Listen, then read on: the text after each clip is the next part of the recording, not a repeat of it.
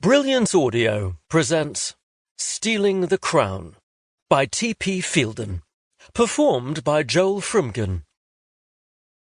Outside, the streets around Piccadilly were awash with debris from the recent raid. The air, tainted by the smell from burst gas mains, the gutters running with water from the fire hoses, the gradual destruction of a once great city, and the terrible news from abroad had the effect of altering personal behaviour. These days, through the patina of good manners could be seen the slow decline of ancient values, and in dark corners, in the refuges of the night, a new order was growing at an alarming rate. Down steps still covered with plush carpet, and behind heavily curtained doors, two women dawdled over the remains of their second sidecar. Both were startling to look at. The blonde, in a lightly padded Betty Grable sort of way, her dark-haired companion undeniably beautiful, but looking slightly odd with her old-fashioned Eton crop. Their jewellery was expensive, but big.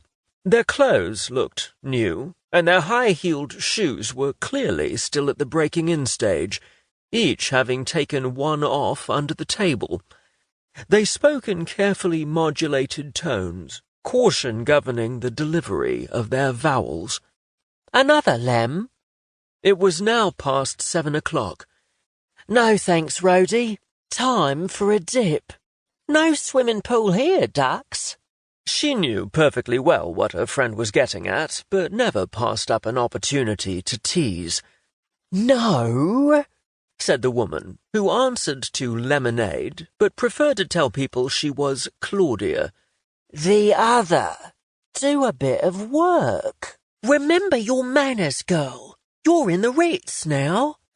Upstairs, the permanent residents of the fabled hotel, from King Zog of Albania to Mrs. Keppel, famous mistress of King Edward VII, were preparing to move from their observation posts in the Palm Court into the dining room. An unofficial order of precedence marked their journey, with the king and his family slightly ahead of the bulky 73-year-old who'd made her fortune from doing what comes naturally. Others of lesser blood followed at a discreet distance. But down in the basement bar, life moved at a livelier pace, with white-jacketed old men circling like ballet dancers. Many had served here in the First War, retired, and now were hauled back for a second round of duty. For each, the same rules applied. First establish the customer's place in the pecking order, then remember what they drank. "Thank you, Your Grace. 3 pink jeans, and your lordship another whisky with water on the side. Sir Henry, one moment, if you please." The two women idly watched this courtly dance, while exchanging pieces of essential information. In their line of duty, it was vital to keep on top of the latest developments, shifts in personnel, changes of location, fluctuating tastes and desires, who's suddenly rich, and who's dead. "Can't hang on much longer," said Claudia. "You can stay here all night if you want to, but I've got work to do." "Dippin', you can forget it.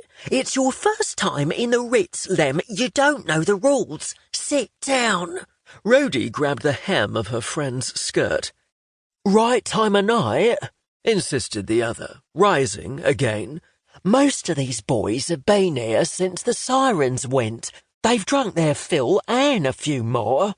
Listen to me, Lem. No, I want to get on. I'm meeting the boxer later."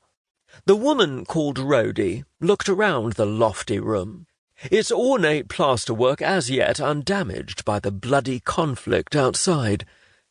Certainly, if you were in their game, this was the right place. At the bar, at the tables, lounging around the fountain down the other end, were men from the better regiments, the Guards, Dragoons and Hussars, with just a sprinkling of Royal Navy and RAF types as well. Few of them existed on their service pay, and none of them polished their own shoes. They were rich. Sit down, Lem, and look at me. You're talented. You've got the looks, but you've got to learn. You don't dip the Ritz bar. Don't be soft, said Claudia, taking out her powder compact. They're just waiting to give it to a girl like me.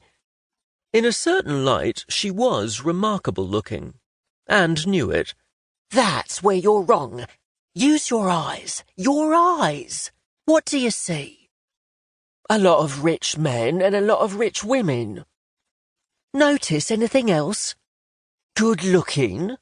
Rich, repeated Claudia, joyously flapping her eyelashes, taking in the room. And? I don't get you. Only half listening, she was thinking about the bruiser from Deptford. Notice something about the way they're sitting? Nicely. Very nice deportment. No slouching, like you always tell me. And? Don't follow. Oh, Lem. The men are sitting with the men. The women are with the women. Claudia put down her compact and looked around as if for the first time. Oh, she said. So... Her voice trailed off in a mixture of incomprehension and disbelief. The two sidecars had fogged her usually sharp perception. These people belong to a club you and I will never join, said Rodie. She gazed into the innocent face, waiting for the fog to clear. And this bar is where they like to come. To be amongst their own, bless 'em. What the 2 and 6pence are we doing here, then? Snapped Claudia. She'd progressed nicely from shoplifter to pickpocket on account of her looks, her nimble brain and her ability to move quickly.